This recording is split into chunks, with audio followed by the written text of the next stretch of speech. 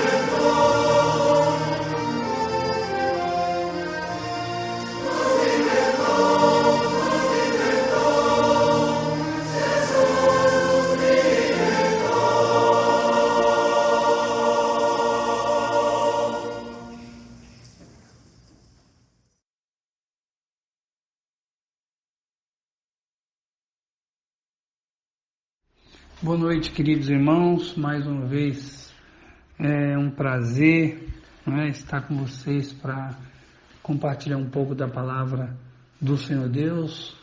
Eu quero vos convidar a que abram as vossas Bíblias para Filipenses 3, de 4 a 11. Filipenses 3, de 4 a 11, nós vamos falar sobre Jesus, não é? Nós vamos falar sobre Ele nessa noite. Filipenses 3, de 4 a 11. Eu quero que você acompanhe aí a leitura. Filipenses, eu não tinha aberto aqui ainda. Filipenses 3, de 4 a 11. Vamos à leitura. Bem que eu poderia confiar também na carne. Se qualquer outro pensa que pode confiar na carne, eu ainda mais. Circuncidado ao 8º dia, da linhagem de Israel, da tribo de Benjamim, hebreu de hebreus, quanto à lei fariseu. Quanto ao zelo, perseguidor da igreja, quanto à justiça que há na lei, irrepreensível. Mas o que para mim era lucro, isso considerei perda por causa de Cristo. Sim, deveras considero tudo como perda, por causa da sublimidade do conhecimento de Cristo Jesus, meu Senhor, por amor do qual perdi todas as coisas e as considero como refúgio para ganhar a Cristo. E ser achado nele, não tendo justiça própria, que procede da lei, senão a que é mediante a fé em Cristo, a justiça que procede de Deus, baseado na fé. Para o conhecer e o poder da sua ressurreição e a comunhão dos seus sofrimentos, conformando-me com ele na sua morte, para que de algum modo alcançar a ressurreição dentre os mortos. Então eu li Filipenses 3, de 4 a 11. Eu queria vos falar sobre o tema perder para ganhar. Eu quero falar de Cristo, não é? Vamos falar de Cristo, não é? Eu quero me concentrar sobre esse tema, perder para ganhar. Eu me lembro que já contei para vocês algumas vezes, mas eu vou contar novamente, quem sabe você se esqueceu e outros, não é, que estão me ouvindo, que quem sabe não ouviram, não é? Mas conta-se que certo garotinho encontrava-se com a mão presa numa grade para o escoamento de água. Já havia se tentado de tudo para tirar a mão da criança, sem, contudo, obter êxito. Foi então que o pai da criança percebeu que a mãozinha do garoto estava fechada e pediu para que ele abrisse, a fim de que pudesse passar pelo gradil da proteção do bueiro. O garotinho disse que não podia abrir a mãozinha. E quando foi perguntado pelo pai o porquê de não poder abrir a mãozinha, o garotinho respondeu que se abrisse a sua mãozinha, a moedinha que estava presa ali cairia e ele a perderia. Por mais que o seu pai insistisse, a criança se mostrava irredutível, até que seu pai pegou uma moeda maior do que aquela que a criança tinha na mão, e disse para ela, abra a mão, que o papai vai te dar essa moeda maior. Ouvindo as palavras do pai e vendo a moeda maior na mão do pai, o garotinho imediatamente abriu sua mão, permitindo que sua moedinha caísse. Não é? Aquela moedinha que estava na sua mão caísse e caísse no bueiro, né? Queridos, pensando nessa história que eu ouvi quando ainda era quase uma criança, na EBD, em um EBD que eu participei, eu vos digo que se o Espírito Santo não abrir os olhos do homem, para que ele possa enxergar a inferioridade dos valores terrenos, comparados com os celestiais, o homem jamais quererá abandonar, né? Os abandonar por conta desses. Jim Elliot, ele disse o seguinte: Sábio é aquele que dá o que não pode guardar a fim de ganhar o que não pode perder. E pensando em perder para ganhar, o texto lido inicialmente tem muito a nos dizer, pois nele o apóstolo Paulo apresenta uma lista de privilégios de fazer inveja a qualquer judeu, pois certamente seria uma fonte de glória para qualquer um. E se tratando de um povo que gostava de ostentar, seria juntar a fome, como se diz, a fome com a vontade de comer. Paulo havia sido circuncidado, era um judeu nato, era da tribo que deu o primeiro rei para Israel, hebreu dos hebreus, quer dizer, falava a língua hebraica, era um fariseu que representava na época a nata da religião. Era irrepreensível na lei. Não é? Então Paulo descreve ali privilégios que ele tinha, qualidades que seria certamente de fazer inveja para qualquer judeu. No entanto, Paulo deixa claro aos seus irmãos em Cristo de Filipos, os quais andavam meio que inclinados para a vanglória. Paulo deixa claro para esses que estavam meio inclinados para a vanglória, que considerou todos aqueles privilégios como refúgio para poder conquistar os verdadeiros tesouros. E com isso em mente, irmãos, eu afirmo o seguinte, que o apóstolo Paulo reconheceu a insignificância dos valores que possuía quando viu os grandiosos tesouros que o Evangelho lhe oferecia. O apóstolo Paulo reconheceu a insignificância dos valores que possuía quando viu os grandiosos tesouros que o Evangelho lhe oferecia. E quais são alguns dos grandiosos tesouros, valores que o Evangelho oferecia e oferece, cuja visão levou o apóstolo Paulo a reconhecer a insignificância dos valores que possuía? Eu quero pensar com vocês nessa noite sobre grandiosos tesouros que o Evangelho oferecia e oferece. Grandiosos tesouros que o Evangelho oferecia e oferece. Os quais, quando foi visto, entendido, compreendido por Paulo, fez com que ele reconhecesse a insignificância dos valores que ele possuía. O primeiro privilégio nos vem dos versículos 8 e 9, que diz assim: sim, deveras considero tudo como perda, por causa da sublimidade do conhecimento de Cristo Jesus, meu Senhor, por amor do qual perdi todas as coisas, e as considero como refúgio para ganhar a Cristo, e ser achado nele, não tendo justiça própria, que procede da lei, senão a que é mediante a fé em Cristo, a justiça que procede de Deus, baseado na fé. Versículos 8 e 9. Com isso, irmãos, com esses dois versículos em mente, eu quero dizer que o primeiro grandioso tesouro que o Evangelho oferece, que foi visto por Paulo e que o fez reconhecer a insignificância dos valores que possuía, foi o privilégio de ter a Cristo.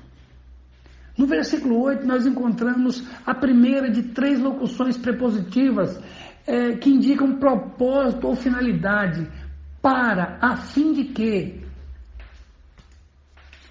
E o apóstolo Paulo fala de ganhar, a fim de, ele diz, para ganhar a Cristo, a fim de ganhar a Cristo. O apóstolo fala então de ganhar a Cristo. O verbo ganhar vem da mesma raiz de lucro. E ambas as palavras faziam parte de transações comerciais. Ganhar a Cristo era estar ligado a Cristo pela fé e justificação. Era obter os recursos de Cristo. Paulo, ele fala aos coríntios: em tudo fostes enriquecidos nele. E passa a descrever a base do enriquecimento, os valores que aqueles irmãos tinham em Cristo. Jesus. E quando Paulo fala então de ter a Cristo ou ganhar a Cristo, ele está falando do privilégio de ter a Cristo e juntamente com Cristo os recursos que estão disponíveis àquele que se liga, que se junta a Cristo. Irmãos, alguém disse que quem tem Cristo tem tudo, quem não tem Cristo não tem nada. E isso me faz lembrar um texto que sempre está na minha cabeça, que diz: naquele tempo estavais sem Cristo, separados da comunidade de Israel, estranhos aos pactos da promessa, não tendo esperança e sem Deus no mundo. Efésios 2:12. Então Paulo está lembrando a história passada daqueles crentes. E esse texto ele descreve a mais profunda privação ou destituição que alguém possa ter, ou a destituição e privação de alguém. Se falarmos do privilégio que é ter a Cristo, sem mencionar as condições para tê-lo e a responsabilidade por tê-lo, certamente muitos que nos ouvem dirão que, olha, eu quero a Cristo. Porém, quando passarmos a falar das condicionais para tê-lo e das responsabilidades por tê-lo, certamente muitos recusarão ou recuarão. Então, são muitos os que estão dispostos a perder nesse mundo. Perder não é uma palavra bem vista no competitivo mundo dos homens. E somado ao fato de sua visão de valores estar invertida, distorcida, perder é inadmissível. No entanto, o cristão está sempre aberto para perder o que é perdível. Ele não fica se agarrando a coisas efêmeras, tentando transformar em efetivas, como fez Jonas com aquela árvore. Eu gostei de um autor que ele diz: a sombra de uma planta é imprevisível, mas ele quis, na verdade, tornar aquela planta efetiva de uma coisa efêmera, passageira. Ele queria tornar uma coisa permanente. Queridos, no mundo dos homens, vão-se os dedos, ficam os anéis. No mundo do cristão, vão-se os anéis, ficam os dedos. Nós estamos dispostos sempre a perder por amor. E é bom que se diga que, quem sabe, isso nos faz pensar em um remédio, de certa maneira podemos dizer assim, em um remédio em dose única. Mas essa é uma constante, irmãos, não é esse ter a Cristo, não é uma atitude que ocorreu lá atrás, no tempo da nossa conversão, e agora seguimos. Não, é uma constante em nossa vida, não é? É uma constante em nossa vida. Mas, queridos, outro grandioso tesouro que o Evangelho oferece, o qual depois que viu, o apóstolo Paulo reconheceu a insignificância dos valores que possuía, nos vem no versículo 10, diz assim o versículo 10: para o conhecer e o poder da sua ressurreição e a comunhão dos seus sofrimentos, conformando-me com ele na sua morte. Outro grandioso tesouro que o Evangelho oferece, o qual mudou, depois que Paulo viu, mudou a sua visão acerca daquilo que ele possuía, é o privilégio de conhecer a Cristo. Nesse versículo nós encontramos a segunda das 3 locuções prepositivas, que indica o propósito ou finalidade, para o conhecer. O verbo não nos permite pensar em um conhecimento meramente intelectual, simplesmente informativo acerca de alguém. Conhecer aqui se trata de um relacionamento íntimo. E eu já ensinei isso por várias vezes para vocês. Não conhecer sobre a pessoa, mas conhecer a pessoa. E esse relacionamento íntimo envolvia conhecer o poder da ressurreição de Cristo, a qual traz a vida para quem estava morto. Esse conhecimento, essa relação íntima envolve então essa experiência com a ressurreição. Conhecer o poder da sua ressurreição, quer dizer, é provar do poder daquela ressurreição, provar do poder da ressurreição de Cristo. Lembrando que Cristo é o primogênito dos mortos. Queridos,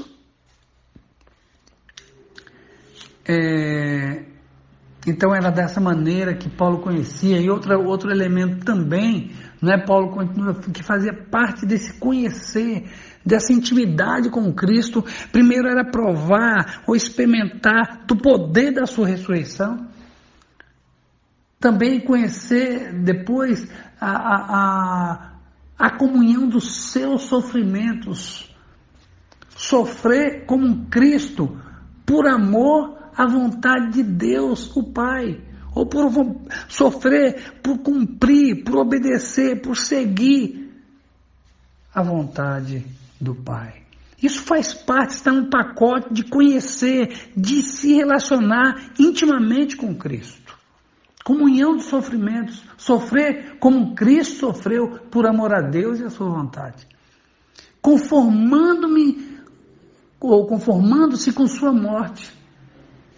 A conformação com a morte de Cristo garante a ressurreição, não é? Garante a ressurreição como a de Cristo, como nós vamos ver daqui a pouco. Então, conformando-me com a sua morte. Irmãos, Jesus podia de fato dizer, Jesus podia falar que nós devíamos tomar a nossa cruz e morrer diariamente.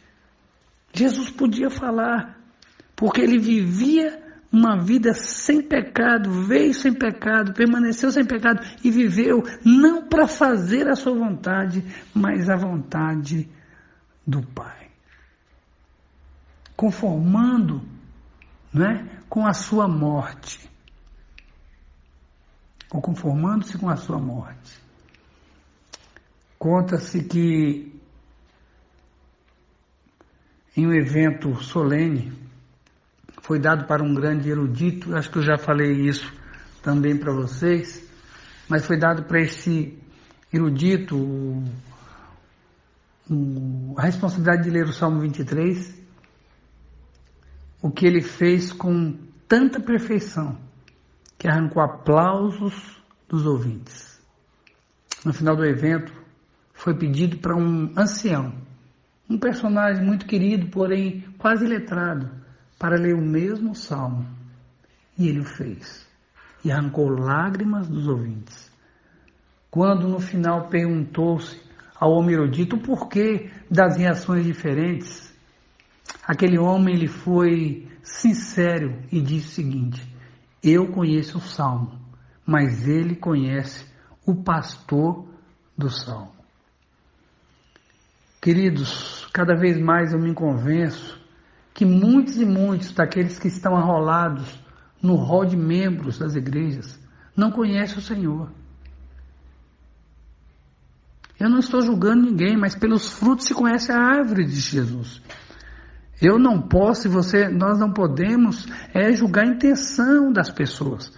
Agora, ações nós não só podemos como devemos. Não é? Então eu sou levado a crer, eu me convenço que muitos e muitos daqueles que estão arrolados no rol de membros das igrejas não conhecem o Senhor. Mais do que isso, às vezes, não conhecem nem dele. Como uma pessoa pode se dizer íntima de Cristo se não está disposta a sofrer pela verdade como Cristo sofreu? Como uma pessoa pode dizer que é íntima de Cristo, mas não defende a verdade como ele defendeu? e está disposto a sofrer pela verdade. Como uma pessoa pode dizer que é íntima de Cristo, mas abre concessões?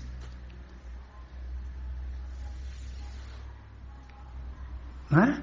Quantas pessoas podem dizer, como as pessoas podem dizer que são íntimas de Cristo e não vivem novidade de vida? Certa vez alguém confidenciou a seu pastor o seguinte: meus familiares têm uma ideia errada do Evangelho, pastor. Então essa pessoa confidencia a seu pastor: os meus familiares têm uma ideia errada do Evangelho, pastor. Ao que o pastor respondeu: será que eles estão lendo através de você? E citou as palavras de Paulo quando diz: vós sois a nossa carta escrita em nossos corações, conhecida e lida por todos os homens, segundo aos Coríntios 3:2. Como é que alguém pode dizer que é íntima de Cristo e não tem o jeito, não tem o cheiro de Cristo, não tem a postura de Cristo? Aqui Paulo fala sobre o sofrimento, Paulo fala sobre o poder da ressurreição. Como é que a pessoa pode dizer que é íntima de Cristo e não traz esses traços? A verdade para ele se torna, na verdade, relativa. Como é que uma pessoa pode dizer que é íntima de Cristo, que o conhece? Lembrando que ele próprio diz que muitos dirão, não é, eu fiz isso, eu fiz aquilo em teu nome, e lhes direi abertamente: nunca vos conheci. Falta verdadeira intimidade com o Senhor. Outro grandioso tesouro que o Evangelho oferece, o qual depois que o apóstolo viu, reconheceu a insignificância dos valores que possuía, nos vem do versículo 11. Para, de algum modo, alcançar a ressurreição dentre os mortos. E aqui nós temos o privilégio de alcançar a ressurreição, a semelhança de Cristo. A terceira e última das três locuções prepositivas, que indica propósito ou finalidade, está aqui, para de algum modo alcançar a ressurreição dentre os mortos. Alcançar é tornar-se participante de. Paulo não estava duvidando de sua participação na ressurreição. Muito menos dizendo que existia várias maneiras de alcançar a ressurreição e ele buscava qualquer uma. Podemos ver o que ele disse do seguinte modo: para que de algum modo nós podemos entender, ou deveríamos ser traduzido, para que desse modo, dessa maneira, para que assim eu alcance a ressurreição dentre os mortos. Paulo tinha esperança cristã da ressurreição, como expressou quando escreveu aos Coríntios no 15, de 1 a 34. Então ele tinha a esperança da ressurreição. Ele fala da ressurreição em tom de consolo para os seus irmãos de Tessalônica. 1 Tessalonicenses 4, 13, 17. Então é óbvio que ele não tinha dúvidas alguma. É óbvio que ele não está falando de que havia várias maneiras de se alcançar a ressurreição. Mas desse modo, tudo que ele vinha falando, desse modo, para que dessa maneira eu possa alcançar a ressurreição. E ele fala da ressurreição semelhante à de Cristo. Por que, pastor? Há outra ressurreição? Então, para ilustrar isso, eu quero pensar com vocês lá em Daniel 12:2, que diz o seguinte: muitos dos que dormem no pó da terra ressuscitarão, uns para a vida eterna e outros para a vergonha e desprezo eterno. Lembrando que no hebraico, muitos, ele pode ser tomado como todos, viu? Então aqui não é só alguns não que passarão por essa experiência, mas todos que dormem no pó da terra ressuscitarão, uns para a vida eterna e outros para vergonha e desprezo eterno. Daniel 12:2. Eu me lembro de ter pregado num culto fúnebre de uma irmã, uma homilia com o título de Bendita Semeadura. E eu me baseei em 1 Coríntios 15, 43 e 44, onde nós lemos: é semeado em desonra, falando do corpo, é semeado em desonra, mas ressuscita em glória. É semeado em fraqueza, porém ressuscita em poder. É semeado um corpo natural, contudo ressuscita um corpo espiritual. Queridos, 1 Coríntios 15, 43 e 44. Ter essa convicção é um privilégio, mas é um privilégio que só o cristão tem. No entanto, para tê-la, ele se dispôs a perder. Ele se dispôs a perder. E como eu falei no início dessa prédica, o apóstolo Paulo reconheceu a insignificância dos valores que possuía, quando viu os grandiosos tesouros que o Evangelho oferecia e oferece. O primeiro privilégio que o Evangelho oferecia e oferece é o privilégio de ter a Cristo. Ter a Cristo é ter tudo. Ter a Cristo é ter os recursos que Deus disponibilizou, que Deus outorgou a todos aqueles que creem nele. Então, o privilégio de ter a Cristo. Depois, o privilégio de conhecer a Cristo, de se relacionar. É bom que se diga, irmãos, que ter a Cristo, você ter os recursos de Cristo, envolve, não é como nós vemos nesse segundo ponto, uma relação íntima, um convívio pessoal com Cristo. Não é ter recursos como pode ser dado de maneira fria e impessoal, mas participa, usufrui daqueles recursos, mas ao mesmo tempo desfruta da presença, não é? Tem a companhia, ou desfruta da companhia, não é? Conhece a Cristo de maneira íntima, de maneira relacional. E por último, o privilégio de alcançar a ressurreição semelhante à de Cristo. Não é? Eu me lembro de ir recentemente em um velório e a pessoa falava sobre a esperança da ressurreição. Agora, que todos ressuscitarão, isso é fato. Agora, uns ressuscitarão para vergonha, não é? E desprezo eterno. Outros ressuscitarão para a vida eterna. Essa é a diferença, não é? Mas que há ressurreição para todos, sim. Agora, que ressurreição? Não é? O Evangelho fala do privilégio de alcançar a ressurreição semelhante à de Cristo. Uma ressurreição para a vida, uma ressurreição para a glória. Amém? Eu espero que todos tenham entendido, que seja edificante para cada um de vocês. É um momento onde nós comemoramos o domingo de Páscoa, nós lembramos da obra de Cristo e Jesus Cristo não se separa, a pessoa de Jesus, do Evangelho. Não podemos pensar no Evangelho sem pensar em Jesus e em sua obra.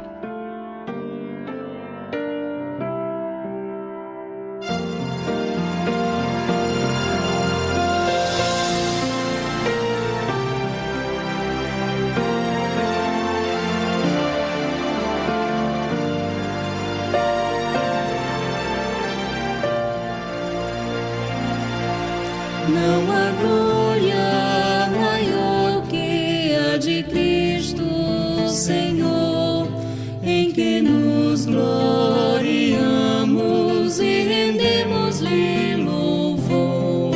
Seja religião, reputação ou poder, não há glória maior que a Jesus conhecer. Tudo é perda pra mim, por amor a Jesus. Este mundo rejeitou, enfim. Deixa tudo pra trás, para o alvo correr. Nossa glória é Jesus conhecer.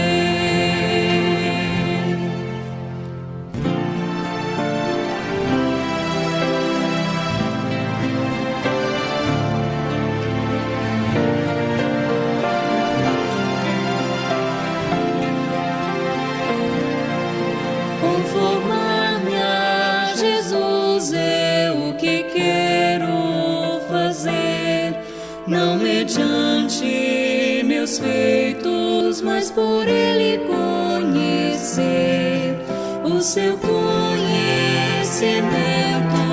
é sublime, veraz.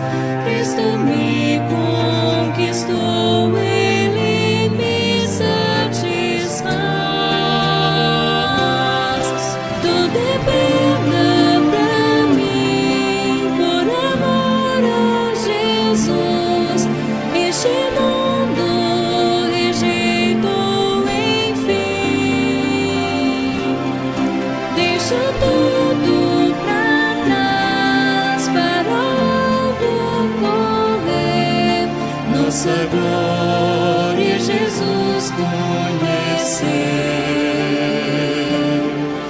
Nossa glória é Jesus conhecer.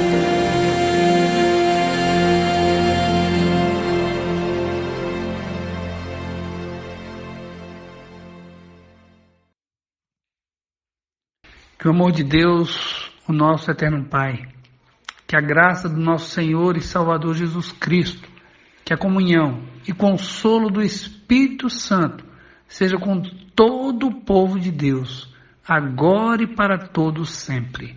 Amém. Que Deus abençoe.